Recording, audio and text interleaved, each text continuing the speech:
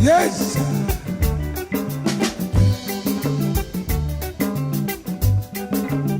Ije mono kamuna ndegu musisi webeze America.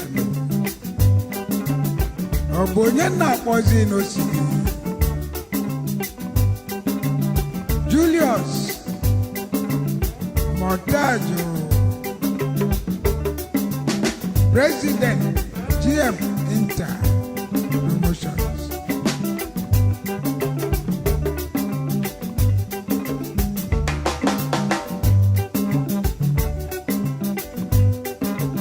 Then I did meet him.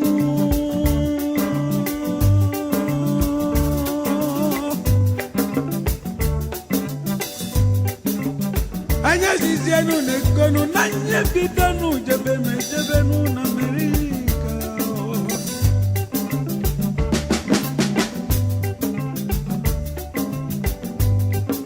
Philadelphia kanyibuzo jebenu wetegu anyino. Equator kanyibuzo bidegunu. Chef Abu Obele mwase uchi.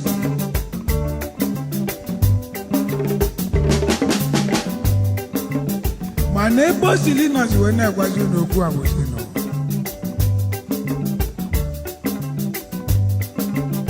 No neba zi mebezi eguno. Kansi yagono. Manande madu dizimbatano. Andy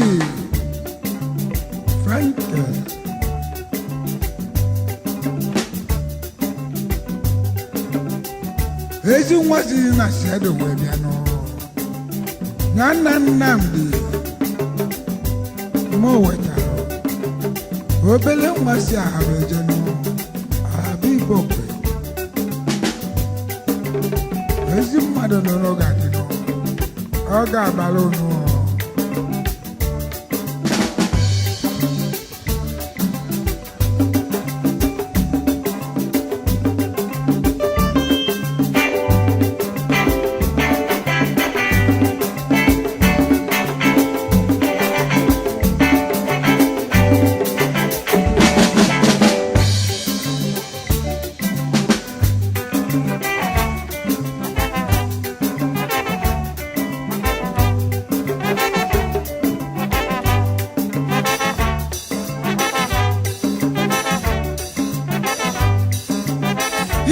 Kantezi neguno ndeze nobele mwanoso munechenu wamano. Emeka mwana bilinu, hezi manu bilinu. Onwazi oketiti piano nidi mano. Ekenediliyo. Anyeje beze na Los Angeles no. Madu kanyiche kubelu na nyelu gonu. Dr. Solomon Obele mwasi mwijeno. Onyamane kinega kineno. Mananamdi mwawe tali sobano. Obele mwaduzi manyi jena redio. Boom boom.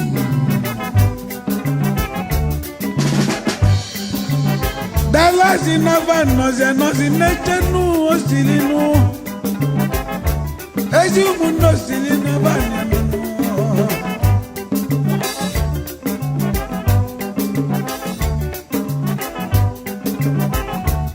Ezi po mwabu selu no ikani anu. No doboro. Ezi munyo uselu na zanu. Iwelu. Echile na vaso no. Akili ogidi kabase jeno na wano kwanea. Dani onwa chuku mabili na bokisi jeno. Hey.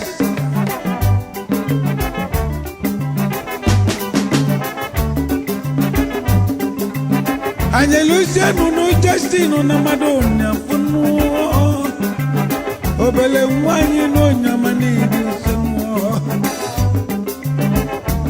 Bridget wanyama kanyi necheta nyidi melana New York na ndị mmadụ na-azịa nọ na Vazazilafa n'ọbụzi Dr. Kwash na ndị otu ifele na-eme na ifele ada emegwaba na vazụlụ ori ma na va gburu mmadụ nọ kama na ọ bụ na mmadụ chọọ ka o mebizi afọ osiri ma wesi mba o meme ekene ekene ekene nyunu nenu wamu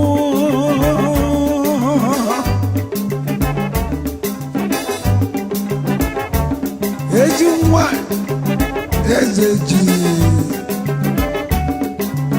na Chicago ka ị nọ Vivis Bob Manuel Emma na Equator Chicago ka ị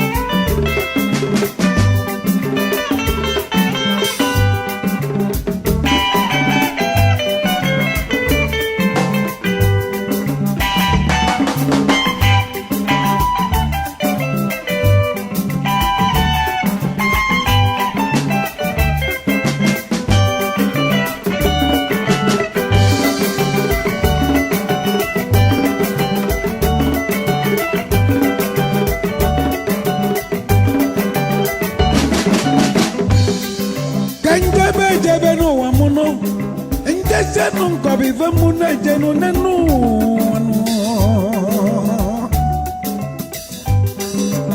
nejese mjese no na Connecticut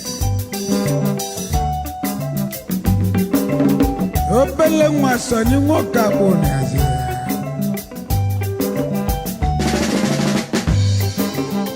eze kwesịrị obele ọgọ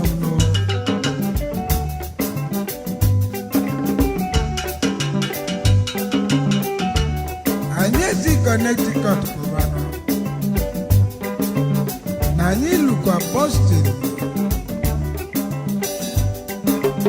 anyị eluzie na Boston na anyị amazi na anyị ejele egwudo ndị mmadụ ọ bụ onye mmazi ife ma n'ezi nwoke afọ na ogidi na-azị anọ Emma nwoke afọ na nkwele ogidi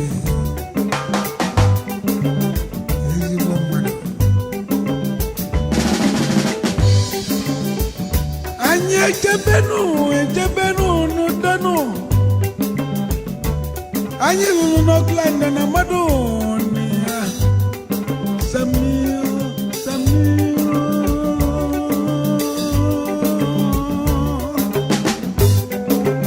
na New Orleans na mmadụ na ezi nwa Ekene na Amawbia na Ọka Dr. Okpalobi na Aziano na Vasimo Benano na Houston na anyị nwaje mmadụ actor Ọragbo obele nwa si Okposi Unwala bịanụ ndị nọ ino Emeka Ọfọ Emeka Nwugba na Bilinu Emeka mwana bilioni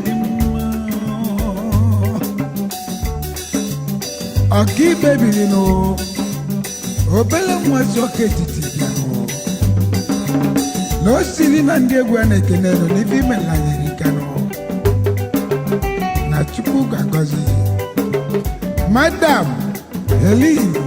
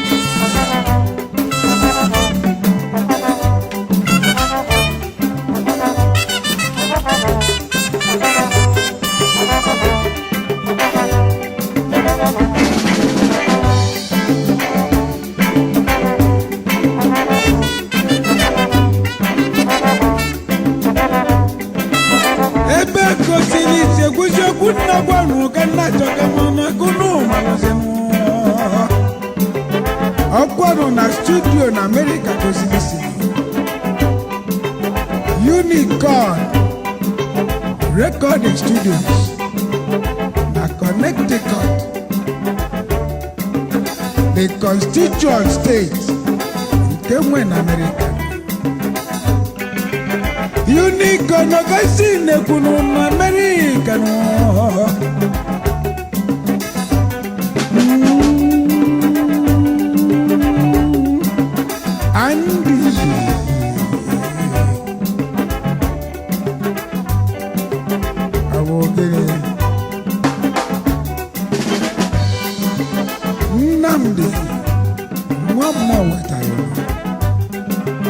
Kenelo moyimo Larry Mo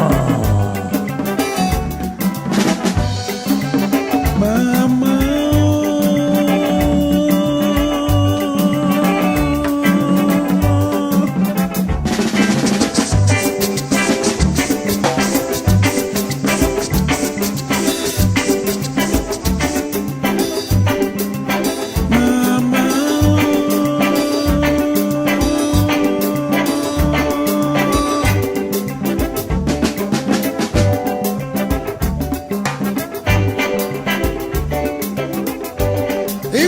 Mananya bo wende no obele wa motajo ekenele na ngidu kwa mobiano amuzikele ntekwa no mabugwala nyo ni banyi bwa no zerikano IB Ibia